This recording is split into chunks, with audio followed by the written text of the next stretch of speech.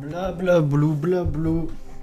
Salut à tous, aujourd'hui on revient un peu dans la jeunesse, on va faire une petite réaction-analyse du nouveau Epica qui s'appelle Abyss of Time. Alors Epica, c'est un groupe que j'ai découvert par mon père, une fois n'est pas coutume, parce que c'est un genre de musique qu'il aime beaucoup, le symphonique, le metal sympho. Et Epica, j'ai commencé à écouter ça avec leur album Consigned to Oblivion à l'époque de 2005. Et depuis, j'ai jamais réellement lâché le groupe. Dès qu'il sortait un album, voilà, j'allais dessus, tout simplement, j'allais l'écouter. Donc c'est un groupe que j'aime beaucoup. Voilà. Epica, j'ai beaucoup de respect pour eux, j'ai beaucoup de respect pour les musiciens qui sont dedans. Donc ils avaient annoncé en début d'année qu'ils étaient sur la pré-prod en février de leur nouvel album. Et l'annonce est tombée. Donc le nouvel album s'appelle Omega et il sortira en février 2021.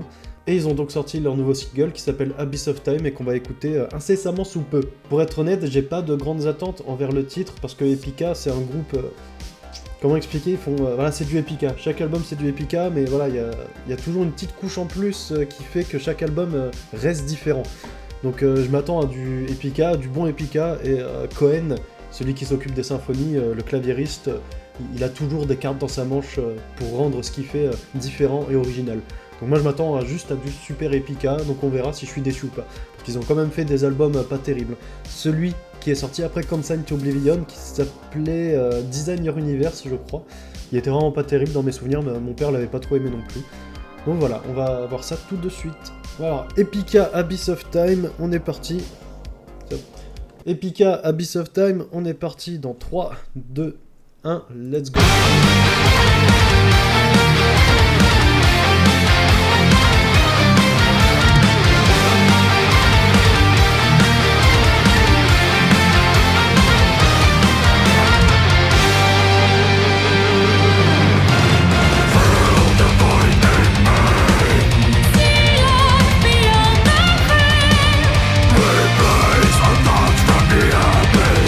With cosmic energy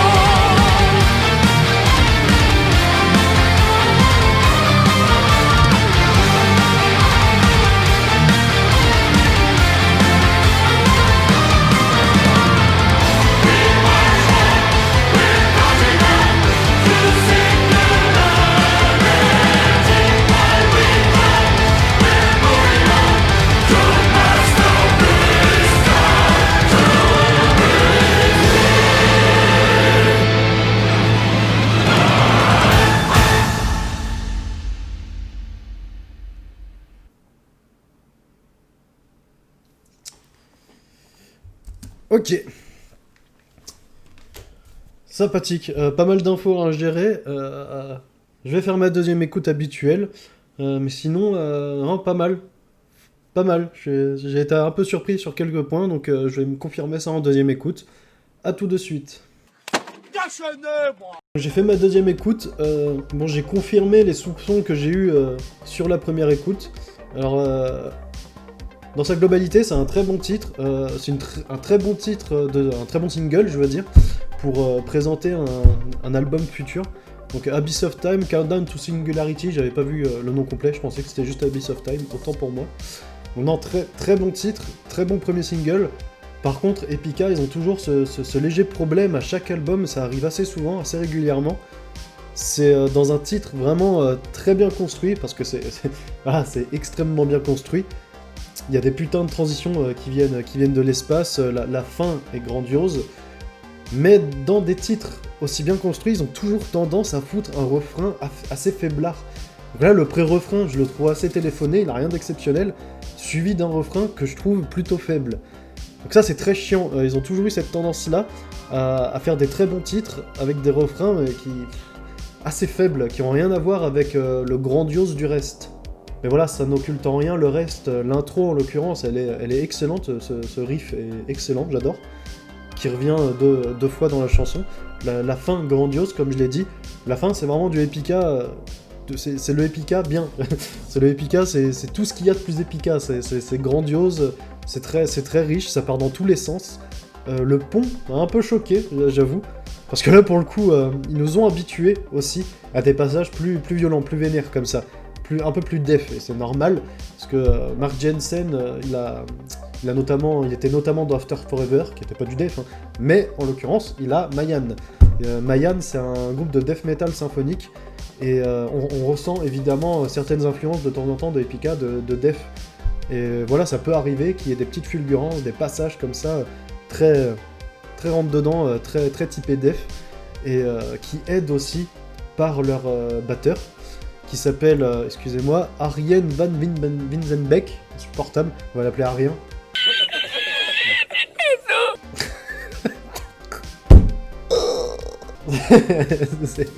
on va pas l'appeler Arien, on va l'appeler Arienne, pardon.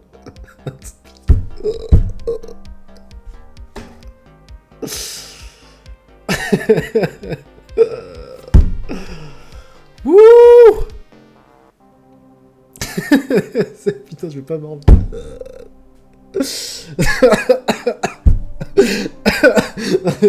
C'est l'écriture qui m'a perturbé. J'ai pas vu les deux petits points sur le E. Sinon, ça fait oui, Ariane. Non, Ariane van Wiesenbeck. Ah putain, nique sa mère.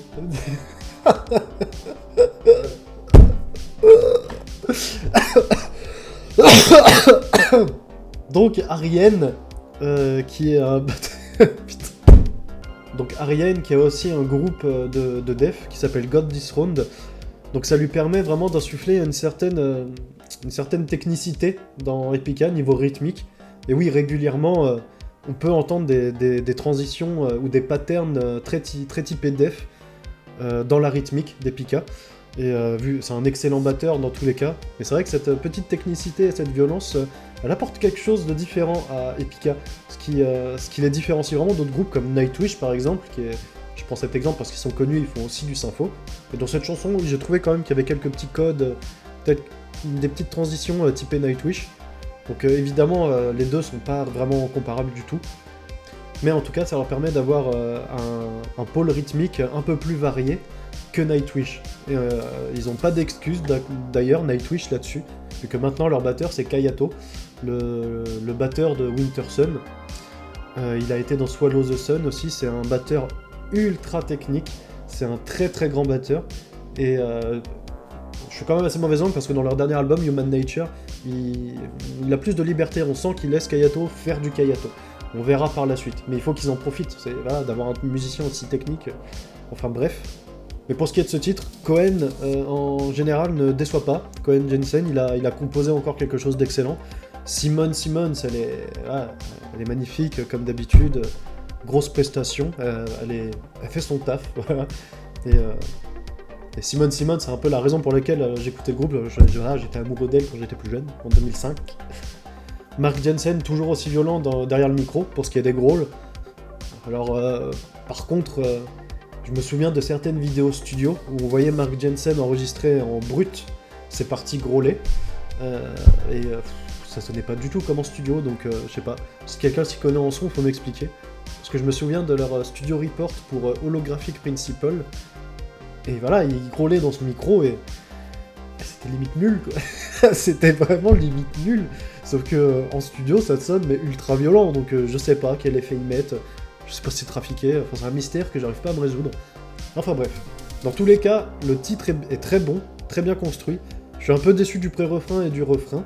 Je suis très satisfait à propos du pont, qui est très tranchant, qui est très rentre-dedans, pas une seule symphonie.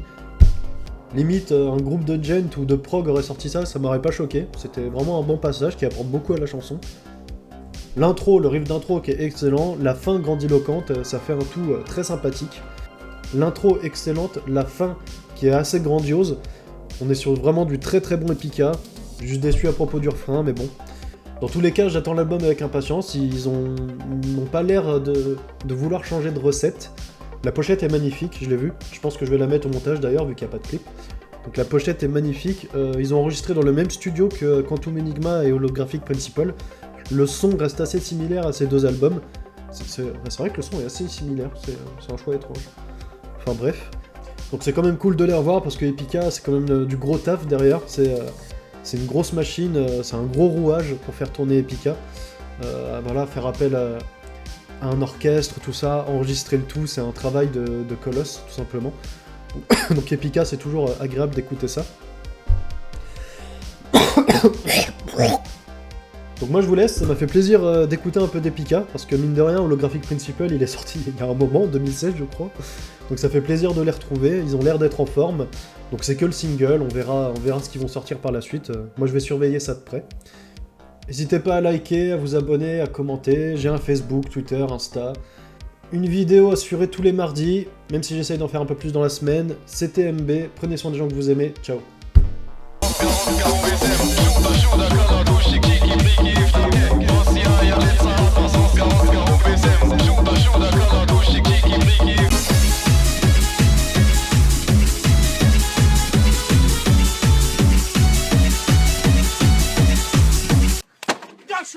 Moi